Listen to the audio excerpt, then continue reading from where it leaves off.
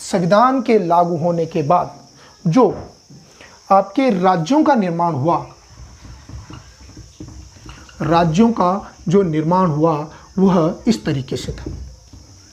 यानी कि संविधान के लागू होने के बाद भारत में जो राज्यों का निर्माण हुआ उसके लिए श्रेणियां बनाई गई।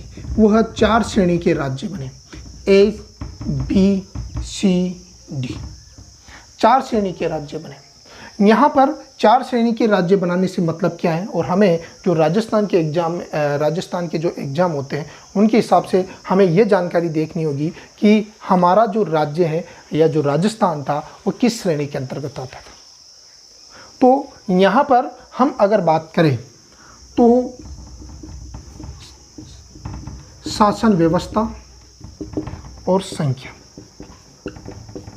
राज्यों की श्रेणी, शासन व्यवस्था किस प्रकार थी, अलग अलग श्रेणी में अलग अलग प्रकार की शासन व्यवस्था थी, और संख्या क्या थी।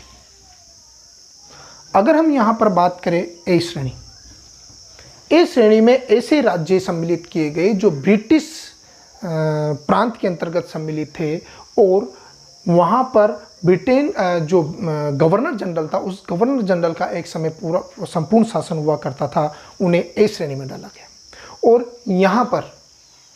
यहाँ पर जो शासन व्यवस्था इन्होंने स्थापित की, जनता का शासन अर्थात विधान मंडल का शासन स्थापित कर दिया गया। यहाँ पर जनता के द्वारा चुने गए प्रतिनिधि विधान मंडल में जाएंगे और वही उस राज्य में शासन संचालित करेंगे। और ऐसे राज्यों की जो संख्या थी वो संख्या थी 9। तो ए श्रेणी में तो ये राज्य हो गए।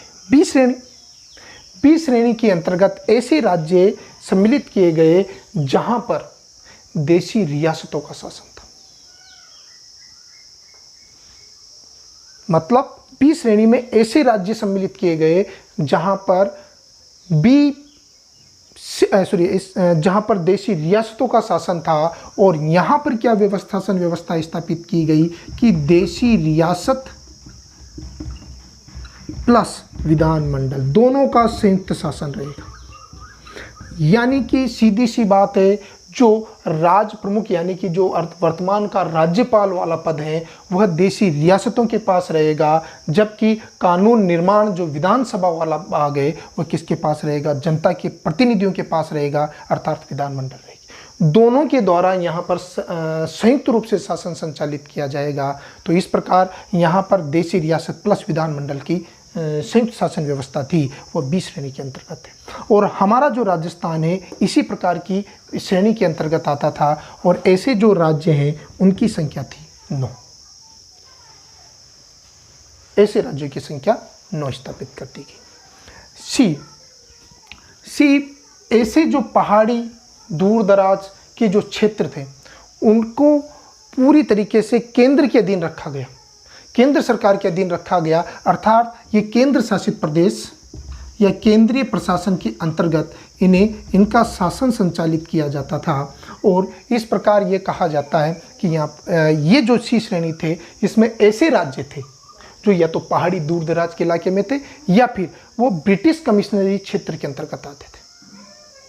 ब्रिटिश कमिश्नरी क्षेत्र के अंतर्गत आते थे, उन्हें केंद्रीय प्रशासन के अंतर्गत रखा गया, और इसकी संख्या हुआ करती थी 10। इनकी संख्या हुआ करती थी 10। और इसमें राजस्थान का जो अजमेर मेरवाड़ा जो एक ब्रिटिश कमिश्नरी क्षेत्र के अंतर्गत आने वाला था, उस अजमेर मेरवाड़ा क्षेत्र को इस सी श्रेणी के अंतर्गत शासन संचालित किया जाता था। यहाँ की धारा सभा हुआ करती थी। और डी श्रेणी, इस डी श्रेणी की अगर हम बात करें तो इस डी श्रेणी में द्वीपीय राज्य था, यानी कि ये पूर्णतः केंद्र शासित प्रदेश था।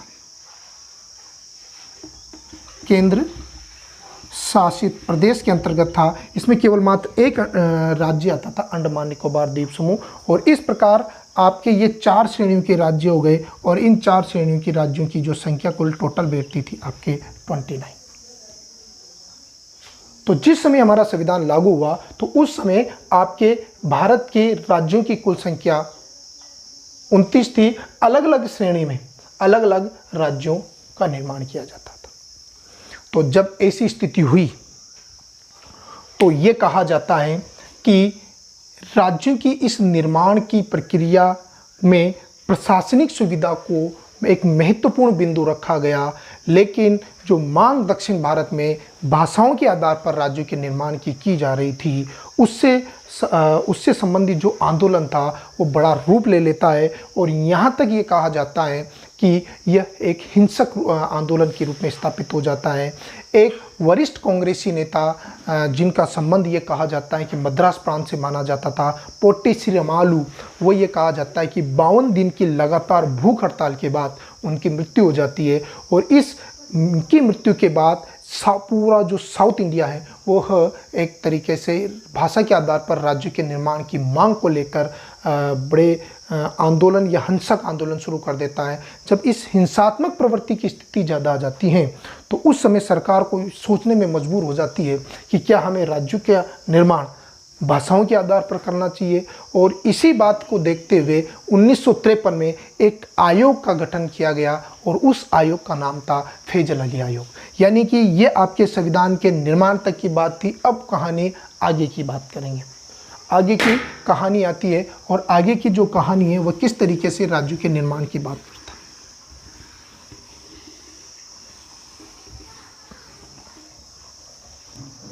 जब पोट्टी श्रीरामालू की जब मृत्यु होती है, आंध्र प्रदेश के निर्माण की मांग को लेकर जब मामला आगे बढ़ता है तो उस स्थिति में यह कहा जाता है कि एक आयोग का गठन किया गया और उस आयोग का नाम था फैजल अली आयोग। 1953 में इस फैजल अली आयोग का गठन किया गया और इस फैजल अली आयोग के जो सदस्य थे वह थे डॉक्टर फैजल अली, HN कुंजरू, हरदेनाथ कुंजरू, और एक सदस्य थे KM पन्नीकर जो बीकानेर रियासत का संविधान सभा में प्रतिनिधित्व करते थे, यानी कि राजस्थान से बिलोंग करते थे।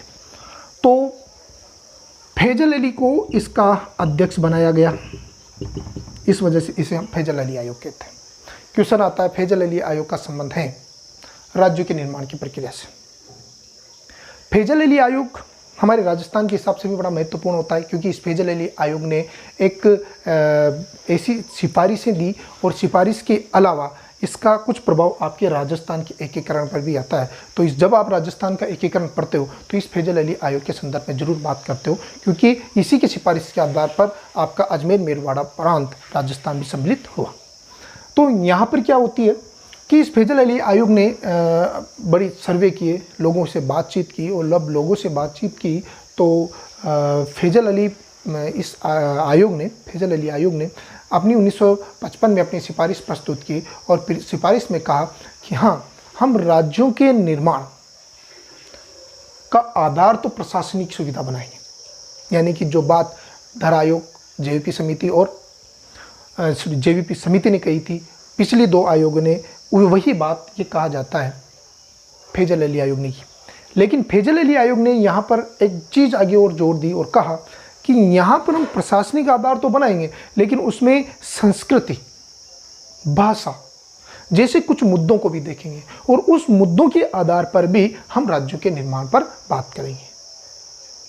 तो जब इस तरीके की बात इनके द्वारा की गई तो सीधी सी बात इसका ये इशारा था कि भाषाओं के आधार पर राज्यों के निर्माण को स्वीकृति प्रदान करना। और उसी के तहत ये कहा जाता है कि 1956 में आंध्र प्रदेश भारत का पहला राज्य पुनर्गठन आयोग आता है और भाषा के आधार पर भारत का पहला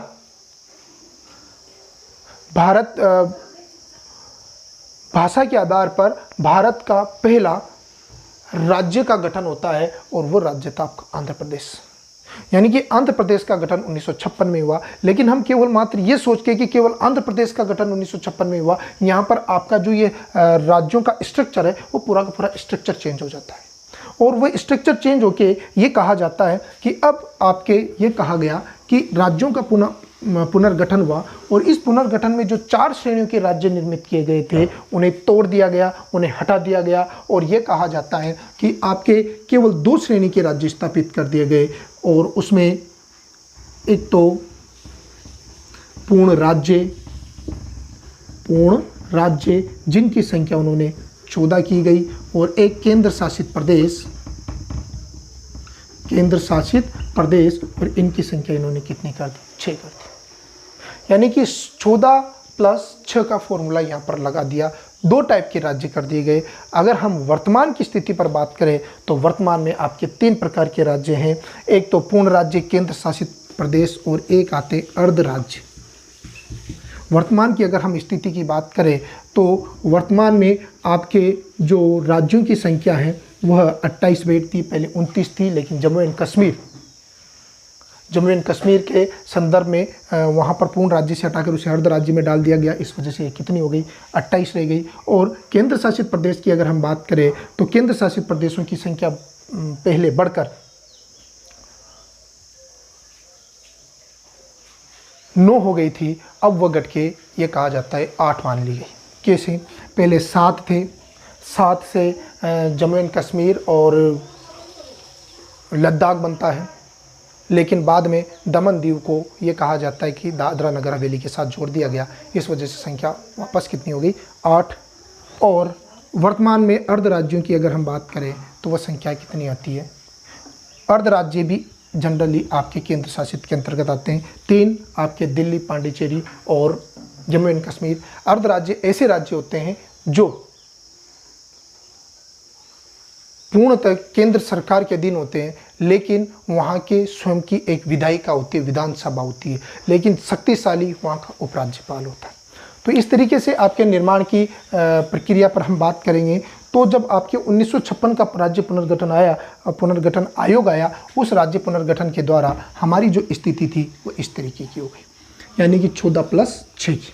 अब हम यहाँ पर हमारे लिए महत्वपूर्ण ये टॉपिक इस बार करंट में बड़ा मुद्दा रहा जम्मू एंड कश्मीर को लेकर। इस वजह से जम्मू एंड कश्मीर से डायरेक्ट हो सकता है वो क्वेश्चन ना पूछे, लेकिन उससे रिलेटेड, उस भूभाग से रिलेटेड वो क्वेश्चन पुटअप किए जा सकते हैं। या फिर अगर हम बात करें जो आंध्र प्रदेश का जो ट्राई कैपिटल सिस्टम है, उस ट्राई कैपिटल सिस्टम को लेकर भी क्वेश्चन पुटअप किए जा सकते हैं। तो यहाँ पर हमें बात करनी है कि राज्यों के निर्माण की प्रक्रिया। अब ये तो राज्यों के निर्माण की प्रक्रिया हमने स्वतंत्रता की प्राप्ति के बाद 1956 तक की देखी, लेकिन अब 1956 से यानी कि ये जो 14 राज्य हैं, ये 14 राज्य बढ़कर कैसे 29 और 28 तक पहुँचते हैं उसको हम देखेंगे। कौन कौन से नंबर का कौन सा राज्य आया उसको हम देखेंगे।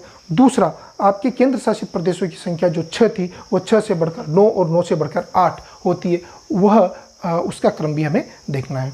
तो यहाँ पर पहले हम राज्यों के निर्माण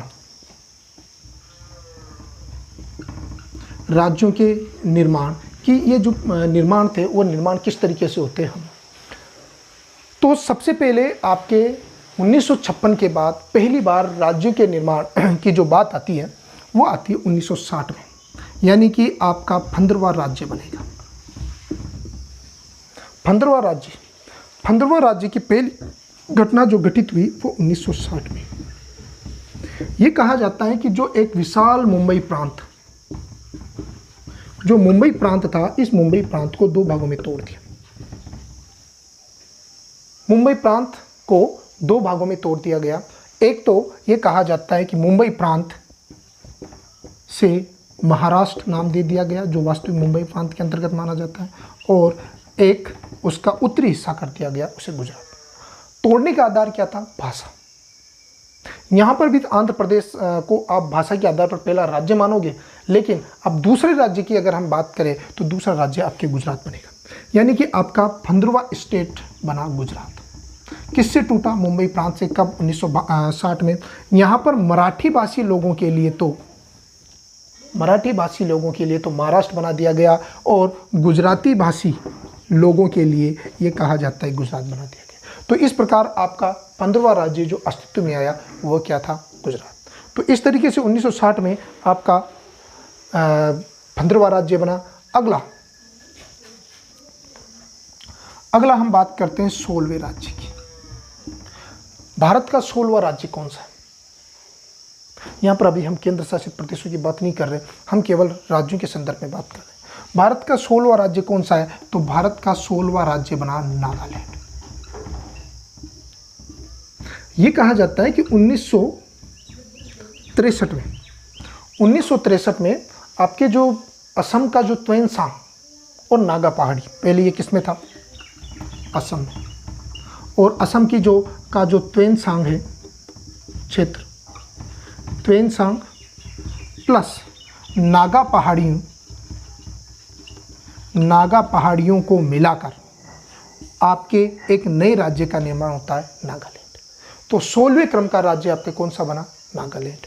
अगला,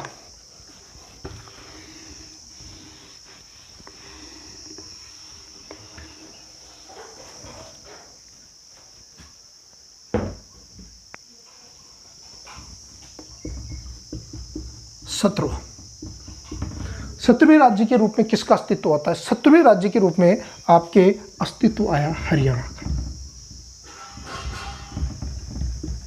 इसके पीछे की कहानी, यह कहा जाता है हरियाणा पहले पंजाब के अंतर्गत था। पंजाब, यहां पर बात की जाए, जो पंजाब था, इस पंजाब में वर्तमान का जो भारत के राज्य हैं उसमें वर्तमान आधुनिक पंजाब प्लस आपका हरियाणा प्लस आपका हिमाचल प्रदेश प्लस आपका केंद्र शासित प्रदेश चंडीगढ़। ये कहा जाता है कि ये राज्य उस समय पंजाब के अंतर्गत होते थे, लेकिन इनमें कुछ भिन्नताएं थी। कुछ ये कहा जाता है कि इनकी प्रशासनिक भिन्नता मानी जा सकती है, सांस्कृतिक भिन्नता मानी जा सकती है। अगर हम इस पंजाब की बात करें तो यहाँ पर सिख संप्रदाय के लोग, यानी कि सिख धर्म से बिलोंग करने वाले लोग होते थे। दूसरा, हरियाणा की बात की जाए तो यहाँ पर हिंदू संस्कृति वाले लोग रहते थे, मैदानी क्षेत्र पूर्ण था। और ये कहा जाता है हिमाचल प्रदेश, यहाँ पर भी संस्कृति पहाड़ी मानी जाती थी। और चंडीगढ़ ये प्रशासनिक केंद्र माना जाता था, जो अंग्रेज़ों के द्वारा बसाया गया था, लेकिन ये बड़ा डेवलप हो गया था, व्यापारिक केंद्र हो चुका था। अब यहाँ पर एक चीज़ आती है कि अब इसका निर्माण, यह एक पूरा पंजाब था तो प्रॉब्लम क्या हुई? एक प्रसिद्ध शिरोमणि अकाली दल के जो नेता थे जिनका नाम था तारा सिंह, मास्टर तारा सिंह ने एक मांग ये कहा जाता है कि सरकार से की। उन्होंने कहा कि देखो भाई साहब, पंजाब में सिख संप्रदाय या सिख धर्म के लोग ज़्यादा रहते हैं, तो हम चाहते हैं कि इस पंजाब का नाम भी हमारे सिख के आधार पर हो, अर्थात इसका नाम सिंघिस्तान, सिंह लगाया जाए। सिंह राज्य के निर्माण की जब मास्टर तारा सिंह द्वारा की गई तो कहा गया कि भाई साहब ये तो गलत बात है। पंजाब ही हमारा प्राचीन नाम है, इसका भौगोलिक स्थिति को ये दर्शाता है। और दूसरी चीज़, अगर हम इसे सिंह राज्य के रूप में इसे स्थापित कर दें तो प्रॉब्लम हरियाणा वालों को भी हो जाएगी, प्रॉब्लम हिमाचल प्रदेश वालों को भी हो जाएगी। तो जब इस स्थिति में करें तो क्या करें? तो एक शाह समिति 1966 में गठित की गई और इस शाह समिति ने अपनी सिफारिश की और सिफारिश में कहा कि देखो भाई साहब, यहाँ पर हम इसमें संस्कृति के आधार पर डिवाइडेड कर सकते हैं। डिवाइडेशन जो होगा वो इस तरीके से होगा कि जहाँ पर सिख संप्रदाय के लोग हैं उनके लिए पंजाब जो चल रहा था वो पंजाब रहेगा, नामकरण सिंह राज्य नहीं किया जाए। दूसरा, हरियाणा, यहाँ पर हिंदू संस्कृति के लोग थे और ये कहा जाता है कि हरराय तंवर, एक राणा हरराय तंवर थे, यहाँ के एक बड़े फेमस शासक रहे, उनके नाम पर इसका हरियाणा नाम कर दिया गया, जो जिसका संबंध हिंदू संस्कृति से था। दूसरा, हिमाचल प्रदेश जहाँ पर पहाड़ी संस्कृति हुआ करती थी, उस पहाड़ी संस्कृति को भी अलग बनाकर यह कहा जाता है कि राज्य स्थापित कर दिया गया और चंडीगढ़ इन सबकी प्रशासनिक केंद्र स्थापित कर दिया गया। तो अब यहाँ पर जो आपका 17वां राज्य क्या बना? हरियाणा। हिमाचल प्रदेश और चंडीगढ़ दोनों को केंद्र शासित प्रदेश बनाया गया, दोनों को केंद्र शासित प्रदेश बना दिया गया। अब ये जो हिमाचल प्रदेश है, हिमाचल प्रदेश 1971 को आपका अगला राज्य बन जाएगा 18वां, यानी कि जो केंद्र शासित प्रदेश हिमाचल प्रदेश था वह 1971 में क्या बन जाता है? भारत का 18वां राज्य के रूप में स्थापित हो जाता है। तो इस तरीके से हमारे जो 15 से शुरू होने वाली जो काउंटिंग थी राज्यों के निर्माण की, या जो 1971 तक जो राज्य को की स्थिति थी वह क्या हो गई? 18 तक पहुंच चुके थे और 18वां राज्य हो चुका था आपका हिमाचल प्रदेश, जो किससे तोड़ा गया था? पंजाब से, प्राचीन पंजाब से। कब तोड़ा गया था? आपके 1966 में।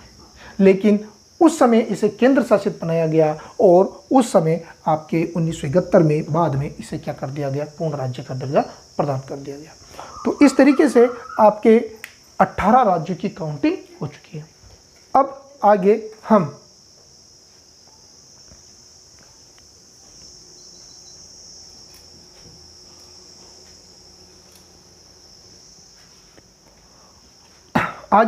हम अगर हम बात करें तो अगली स्थिति आपके 19वें राज्य की आती है। यहाँ पर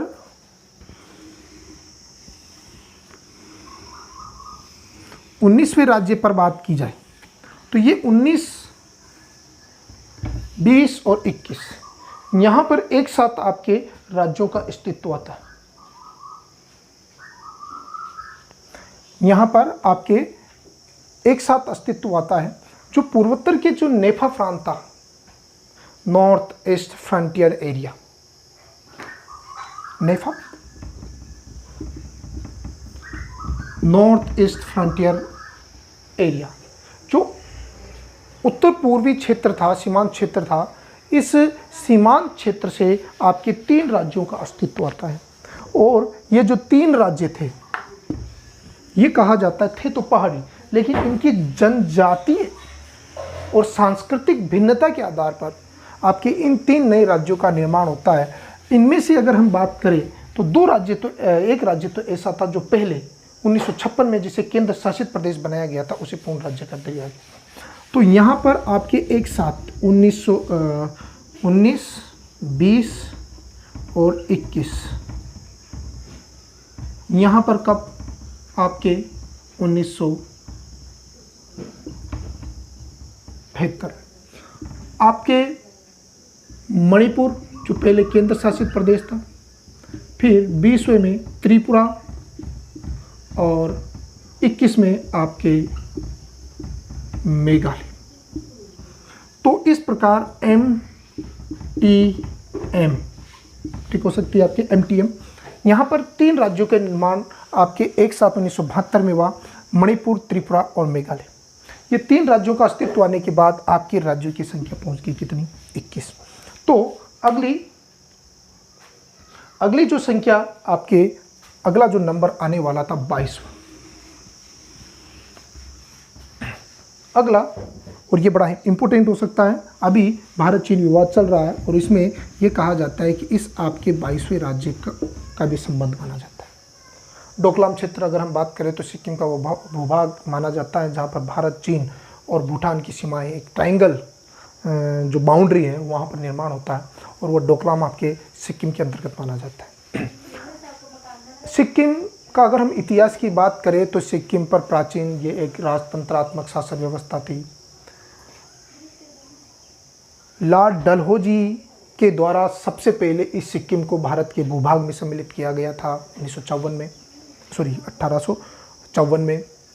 तब से ये कहा जाता है कि ब्रिटिश साम्राज्य का एक अंग हुआ करता था। जब यहाँ से ब्रिटेन यानी कि अंग्रेज जा रहे थे तो उन्होंने इस सिक्किम को भारत का अधिग्रहित क्षेत्र, अधिग्रहित भी नहीं कह सकते, यहाँ पर भारत का डोमिनियन स्टेट घोषित किया। उस समय यहाँ पर जो सिक्किम जो आपका 22वां राज्य बनेगा वह पहले चोग्याल शासकों के अधीन में हुआ करता था। चोग्यालों का यहाँ पर शासन हुआ करता था। अब ये जो चोग्यालों का शासन था 1948 में जब ब्रिटेन यहाँ से गया, यानी कि अंग्रेज यहाँ से गए, तो उस समय ये कहा गया कि भारत को इसके केवल 3 क्षेत्र सौंपे गए। 3 सेक्टर कौन से? विदेश मामले, सेना मामले और संचार क्षेत्र। ये केवल 3 जो मामले थे वो भारत के पास थे।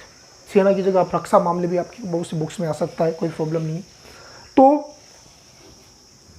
3 मामले सिक्किम के भारत के पास थे और आंतरिक रूप से सिक्किम एक स्वायत्त राज्य था।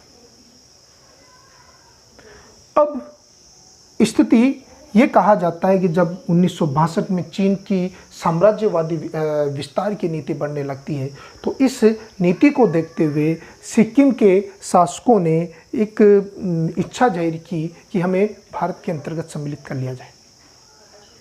और हमने 1974 में ये कहा जाता है कि आपके 35वें संविधान संशोधन 1974 के द्वारा इसका अधिग्रहण कर लिया, इसका अधिग्रहण कर लिया गया। और ये कहा जाता है कि इसे संविधान जो जिस भाग को आप पढ़ रहे हो उस भाग का जो अनुच्छेद 2 खंड क स्थापित किया गया और इसकी जो अनुसूची है वो अनुसूची में इसे 10वीं अनुसूची में से स्थान प्रदान किया गया। लेकिन अधिग्रहण हो चुका था, लेकिन वो पूर्ण अधिग्रहण नहीं था। अभी एक स्वायत्त राज्य जो पहली थोड़ी बहुत पावर थी उसको, यहाँ के राज्यों की पावर को थोड़ा कम कर दिया गया। वहाँ की, अरे यार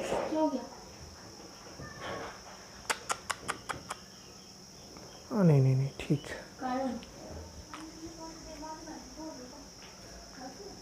मेरे से बंद हो गया, ठीक है हटो। तो अब यहाँ पर यह घटना घटित होती है कि अब अगला हम संविधान संशोधन लाएंगे और वो संविधान संशोधन 36वां संविधान संशोधन आएगा 1975 में। इस 35वें के द्वारा अधिग्रहित करके इसे असम का उपराज्य बनाया गया, असम का उपराज्य घोषित किया गया। और अब 36वां संविधान संशोधन के द्वारा 1975 में इसका पूर्ण अधिग्रहण होगा और ये जो पूर्ण अधिग्रहण होगा उसके अंतर्गत असम को भारत का राज्य बनाकर, एक पूर्ण राज्य बनाकर, ये कहा जाता है कि इसे हमने अनुच्छेद 371 के अंतर्गत विशेष राज्य की श्रेणी थी। देखो ये विशेष राज्य की वजह से असम हमारे लिए बड़ा महत्वपूर्ण हो सकता है, करंट के रेफरेंस में इसका बड़ा योगदान रहा है। हम केवल 370 को रटते जाएंगे, 370 जम्मू एंड कश्मीर से हटाई गई, 370 जम्मू एंड कश्मीर से हटाई गई, लेकिन हम 371 को नहीं देखते थे। 371 अब हमारे लिए भी महत्वपूर्ण हो सकता है, क्योंकि अभी आप अगर फर्स्ट गेट के एक पेपर को उठा के देखो तो उसका जो थर्ड वाला पेपर था वहाँ पर 371 में सम्मिलित राज्यों के कौन से, और अगर हम केवल 370 के आसपास घूमते रहे तो वो हमारे लिए बड़ा खतरनाक हो सकता है, क्योंकि सबको पता है कि 370 सबको पता है, बच्चे को पता हो गया कि सोशल मीडिया के माध्यम से थोड़ा बहुत जो बचा इन राजनीतिक पार्टियों की वजह से कि 370 के बारे में सब जानते हैं। लेकिन अब वो क्वेश्चन 370 जो विशेष राज्य हैं वो विशेष राज्यों का उल्लेख 2 अनुच्छेदों में किया गया है, अनुच्छेद 370 में, अनुच्छेद 371 में। तो यहाँ पर हमारे लिए महत्वपूर्ण हो जाता है कि हम 371 को भी याद रखें। 371 के अनुच्छेद 371 के खंड 6 में आपके सिक्किम का वर्णन किया गया है एक विशेष राज्य के रूप में, और ये कहा जाता है कि सिक्किम पर इस 36वें संविधान संशोधन के द्वारा इसका पूरी तरीके से राजतंत्र समाप्त करके लोकतंत्रात्मक व्यवस्था की स्थापना कर दी जाती है। तो इस तरीके से आपके 22वें राज्य के रूप में कौन सा राज्य स्थापित हो गया? सिक्किम।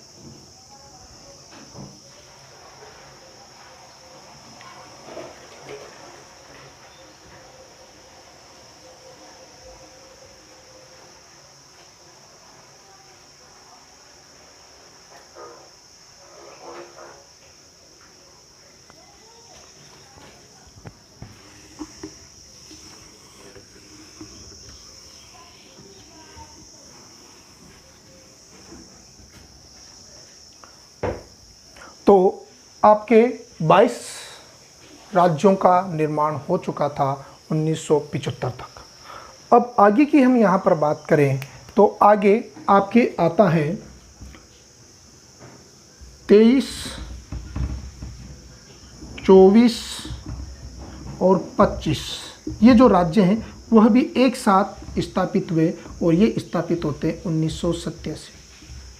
और ये जो है वो कौन कौन से, एक तो जो अरुणाचल प्रदेश जो केंद्र शासित में था वो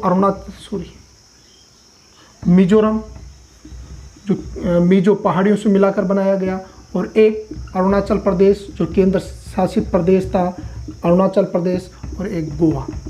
गोवा को वैसे तो हमने 1962 में सम्मिलित कर लिया था, गोवा को 1962 में सम्मिलित कर लिया था, लेकिन उस समय इसे केवल केंद्र शासित प्रदेश के रूप में रखा और 1987 में इसे पूर्ण राज्य यानी कि भारत का 25वां राज्य इसके रूप में स्थापित किया गया, यानी कि MAG यानी कि मग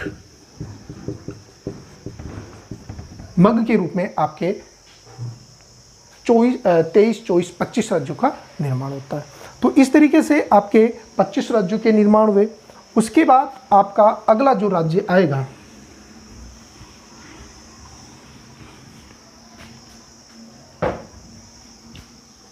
अगले राज्य जो बनेंगे आपके उसके बाद 2000 में, और यहाँ पर भी 3 राज्यों का निर्माण होता है।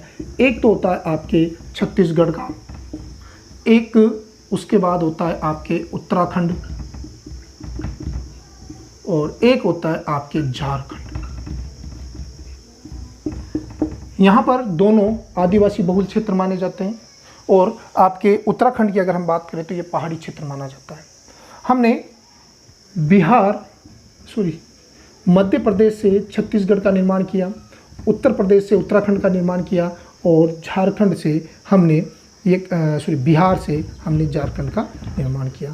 तो इस तरीके से आपके 2000 में अटल जी सरकार द्वारा 3 नए राज्यों का गठन किया, और ये जो संख्या थी वो संख्या आपकी पहुंच गई ये 26, 27 और 28 राज्यों का निर्माण 28 हो चुका था। अब जो संख्या है बाद में 2000 में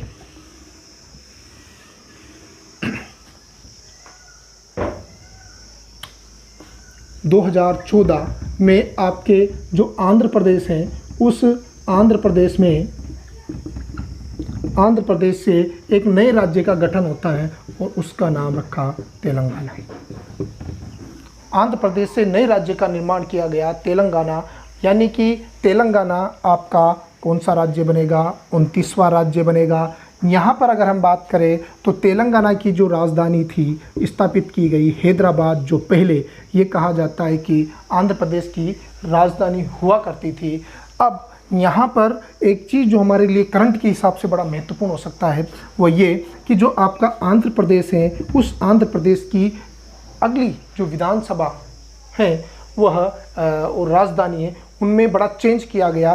त्रिराजधानी फॉर्मूला लागू किया गया, त्रिराजधानी फॉर्मूला लागू किया गया। अगर हम त्रिराजधानी में बात करें तो एक तो विधानसभा वाला शहर स्थापित किया गया, एक आपके मुख्यमंत्री आवास वाला सेक्टर स्थापित किया गया, और एक आपके उच्च न्यायालय स्थापित किया गया। यहाँ पर अगर हम बात करें तो आंध्र प्रदेश की जो विधानसभा है वो अमरावती में स्थापित की गई, जो एक प्राचीन नगर था इंडियन हिस्ट्री का। एक मुख्यमंत्री आवास या कार्यालय या सचिवालय जो स्थापित किया गया वो आपके विशाखापट्टनम में स्थापित किया गया, और एक आपके जो उच्च न्यायालय है वह कुर्नूल में स्थापित किया गया। तो इस तरीके से ट्राई कैपिटल फॉर्मूला यहाँ पर आपके आंध्र प्रदेश पे लागू होता है। आंध्र प्रदेश वह राज्य हैं जहाँ पर 7 मुख्यमंत्री का प्रावधान भी किया गया, उप मुख्यमंत्री का प्रावधान भी किया गया है। तो इस तरीके से आपके आंध्र प्रदेश भी महत्वपूर्ण हो जाता है। और इधर तेलंगाना की अगर हम बात करें तो तेलंगाना आपका 29वां राज्य बनता है, लेकिन अब ये जो राज्यों की संख्या है वो घटकर वापस 28 हो गई है, क्योंकि जम्मू एंड कश्मीर को आपकी केंद्र शासित राज्य के रूप में स्थापित कर दिया गया है। तो हमने यहाँ पर जो बात की ये राज्यों के निर्माण की बात की है। एक आपका छोटा सा टॉपिक यहाँ पर है, वो है केंद्र शासित राज्यों के निर्माण की बात। केंद्र शासित राज्यों पर अगर हम बात करें तो केंद्र शासित राज्यों की वर्तमान संख्या 8 मानी जाती है। केंद्र शासित राज्यों की जो संख्या है वो 8 मानी जाती है। जब आपके 1956 की बात करें तो 1956 में ये संख्या 6 थी, लेकिन इसमें कुछ ऐसे राज्य भी थे जो वर्तमान में पूर्ण राज्य के अंतर्गत थे। मणिपुर, हिमाचल प्रदेश, ऐसे दो प्रमुख राज्य थे जो पहले केंद्र शासित के अंतर्गत थे। ये इनका स्ट्रक्चर लगातार चेंज होता रहता है। तो यहाँ पर वर्तमान की परिप्रेक्ष्य में बात करें तो उसकी शुरुआत पहली तो मानी जाएगी, तो उसमें आता है दमन दीव। दमन दीव जहाँ पर पुर्तगालियों का शासन था और पुर्तगालियों से ये 1954 में आज़ाद हुआ और यहाँ की जनता ने 1954 से लेकर 1961 तक यहाँ का शासन संचालित किया।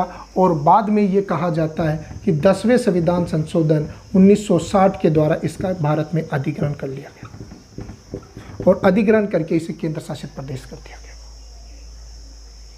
तो 1956 दमन दीव आया। फिर आपके आता है गोवा,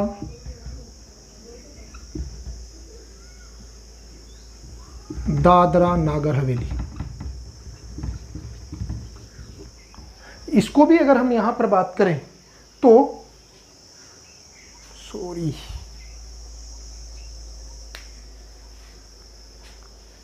काटना पड़ेगा ये।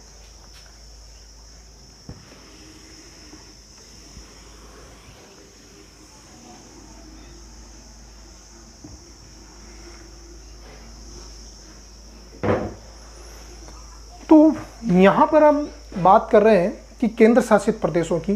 तो 1956 में जो आपके केंद्र शासित प्रदेश थे, 1956 में जो केंद्र शासित प्रदेश थे वो उनकी संख्या 6 थी। और उसमें वर्तमान इस जो 1956 के जो केंद्र शासित प्रदेश है उनमें से कुछ राज्य तो ऐसे हैं जो वर्तमान में पूर्ण राज्य के रूप में स्थापित हो चुके हैं और उसमें आपके मणिपुर और हिमाचल प्रदेश प्रमुख है।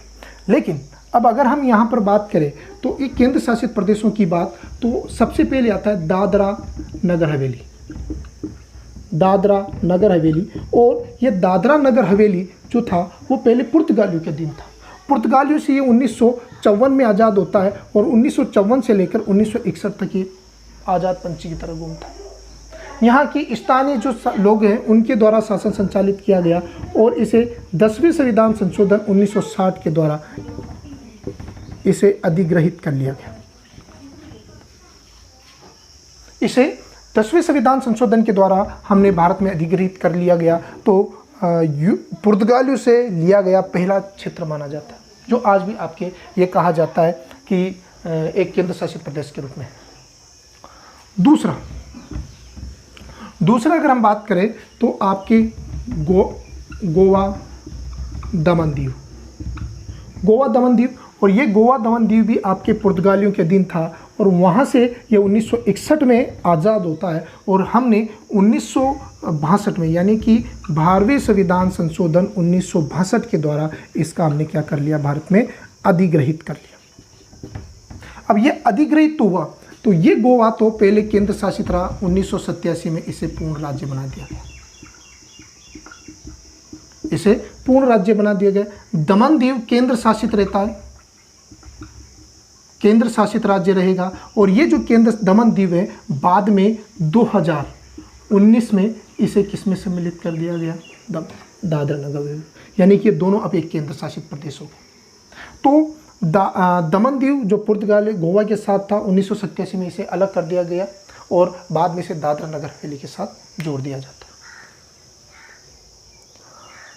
अगला केंद्र शासित प्रदेश